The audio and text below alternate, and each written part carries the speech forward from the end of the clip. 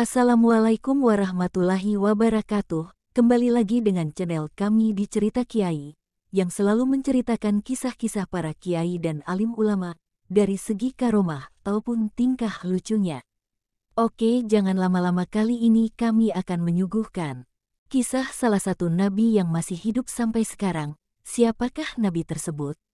Ya benar, Nabi Khidir, di mana Nabi Khidir menegur Nabi Isa. Jadi gimana ceritanya? Akan kita bahas di sini. Langsung saja kita mulai. Bismillahirrohmanirrohim. Kisah ini bermula saat Nabi Musa alaihi salam ditanya oleh kaum Bani Israel tentang manusia yang paling alim di muka bumi. Dijawab oleh Nabi Musa, tidak ada lagi yang paling alim di muka bumi selain aku. Akibat jawaban itu, Nabi Musa ditegur Allah. Tak hanya itu, Allah juga menurunkan wahyu kepadanya. Sesungguhnya, aku memiliki seorang hamba di pertemuan dua samudera yang lebih alim darimu.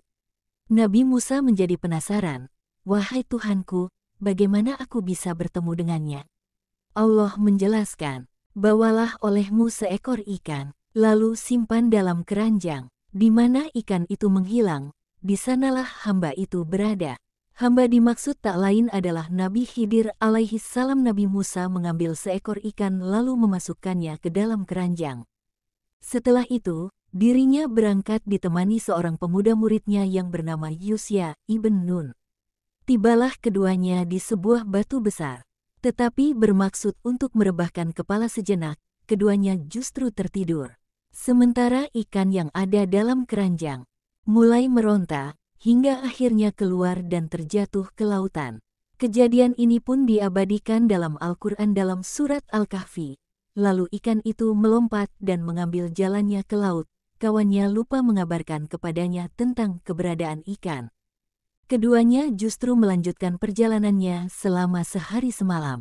Keesokan harinya, Musa baru berkata kepada muridnya, bawalah kemari makanan kita. Sesungguhnya kita telah merasa letih karena perjalanan kita ini. Semula memang Nabi Musa seperti yang tidak mendapati rasa letih, hingga tibalah di tempat yang diperintahkan Allah dan bertanya demikian.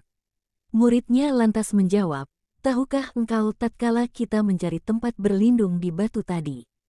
Sesungguhnya aku lupa bercerita tentang ikan itu dan tidak ada yang melupakanku kecuali setan, dan ikan itu mengambil jalannya ke laut dengan cara yang sangat aneh. Benar sekali, ikan itu mengambil jalannya di laut, sehingga Musa dan muridnya pun terheran-heran. Musa kembali berkata, itulah tempat yang kita cari. Akhirnya, keduanya pun kembali mengikuti jejak mereka semula. Keduanya menyusuri jejak mereka semula, hingga sampai lagi di baru besar. Tiba-tiba, ada seorang pria yang berselimutkan sebuah kain. Musa pun mengucap salam dan dijawab oleh pria berselimut yang belakangan dikenali sebagai Khidir itu, bagaimana salam di tempatmu? Musa lalu memperkenalkan diri, aku adalah Musa. Ditanya oleh Khidir, apakah Musa kaum Bani Israel? Musa menjawab, benar. Aku menemuimu agar engkau mengajariku sebuah ilmu. Kemudian, Musa meminta izin untuk mendampingi dan mengikuti Khidir. Namun, keinginannya itu diragukan oleh hamba saleh. Sesungguhnya kamu sekali-kali tidak akan sanggup sabar bersamaku, wahai Musa, sebab aku memiliki sebuah ilmu Allah yang telah diajarkan kepadaku, namun tidak engkau ketahui. Begitu juga engkau memiliki ilmu Allah yang telah diajarkannya kepadamu, tetapi tidak aku ketahui. Musa pun berusaha meyakinkan Khidir, insya Allah engkau akan mendapati aku sebagai orang yang sabar, dan aku tidak akan menentangmu dalam sesuatu urusan pun. Secara tidak langsung, Khidir menjanjikan kepada Musa bahwa kemampuannya untuk bersabar ditentukan oleh perkenan dan kehendak Allah. Tak lupa, sang hamba memberi persyaratan kepada Musa agar tidak bertanya apa-apa kepadanya sampai dirinya menjelaskan semua alasan di balik apa yang dilakukannya. Jika engkau mengikutiku, janganlah engkau menanyakan kepadaku tentang sesuatu apapun, sampai aku sendiri menerangkannya kepadamu. Berjalanlah Nabi Musa dan Nabi Khidir menyusuri pinggiran pantai. Saat ingin menyeberangi pantai yang lain, Keduanya mendapati kapal kecil yang tengah mengangkut para penumpang. Untungnya, para awak kapal telah mengenali Khidir. Singkatnya, mereka pun membawa Khidir dan Musa menuju pantai yang dituju tanpa diminta imbalan apapun. Di saat demikian, keduanya melihat seekor burung yang hinggap di pinggir kapal. Lalu sang burung meminum sedikit air laut dengan paruhnya. Khidir berbisik kepada Musa, "Demi Allah, tidaklah ilmuku dan ilmumu di sisi Allah kecuali seperti air laut yang diambil burung."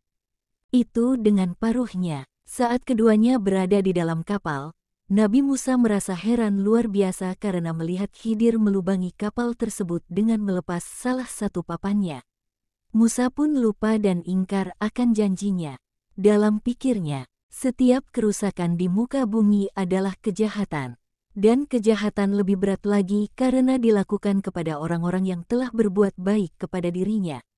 Nabi Musa lantas menanyakannya, "Mengapa engkau melubangi perahu itu yang akibatnya akan menenggelamkan penumpangnya? Sesungguhnya engkau telah berbuat satu kesalahan besar." Di sana Khidir mengingatkan Nabi Musa akan janjinya, "Bukankah aku telah berkata, sesungguhnya engkau sekali-kali tidak akan sabar bersama dengan aku?" Pertanyaan Nabi Musa yang pertama dilakukannya karena lupa, sebagaimana yang disampaikan dalam Rasulullah SAW. Keduanya pun melanjutkan perjalanan. Namun, Nabi Musa kembali melihat keanehan yang dilakukan Khidir saat mengambil seorang anak kecil yang sedang lucu-lucunya dan aktif bermain, kemudian menidurkannya. Anak itu lalu disembelih dan kepalanya dipisahkan dari tubuhnya. Melihat hal itu, lagi-lagi Musa tak mampu bersabar. Ia kembali mengingkari janjinya, padahal dirinya tahu akan janji yang telah disampaikannya. "Mengapa engkau membunuh jiwa yang bersih, bukan karena dia membunuh orang lain? Sesungguhnya engkau telah melakukan suatu yang mungkar." Khidir pun melontarkan teguran yang sama kepada Musa, "Bukankah aku telah berkata, sesungguhnya engkau sekali-kali tidak akan mampu sabar bersamaku?" Di sini Musa pun menyadari jika dirinya tidak akan mampu lama-lama menemani Khidir, sang hamba yang saleh itu. Ia tak kuasa melihat setiap kejadian yang dialaminya, sementara dirinya terdiam. Keadaan itu kembali kepada dua hal.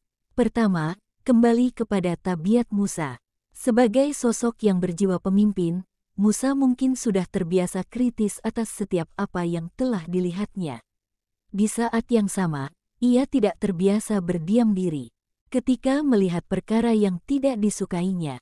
Kedua, syariat Musa tidak membenarkan pembunuhan terhadap seorang anak, kemudian membiarkan pembunuhnya, bagaimanapun keadaan pelakunya. Artinya, dalam hal ini, Nabi Musa mengakui kesalahan yang dilakukannya terhadap Khidir. Karenanya, ia kembali meminta kesempatan yang ketiga dan berjanji, jika kembali bertanya sesuatu, dirinya berhak untuk berpisah dan ditinggalkan Khidir. Mereka pun melanjutkan perjalanan sampai di suatu kampung yang penduduknya kikir. Mereka berdua mencari orang-orang yang berkenan menjamu, namun tidak mendapatinya seorang pun. Meski demikian, Khidir tetap memperbaiki sebuah dinding rumah di kampung tersebut yang nyaris roboh. Lagi-lagi merupakan perkara aneh.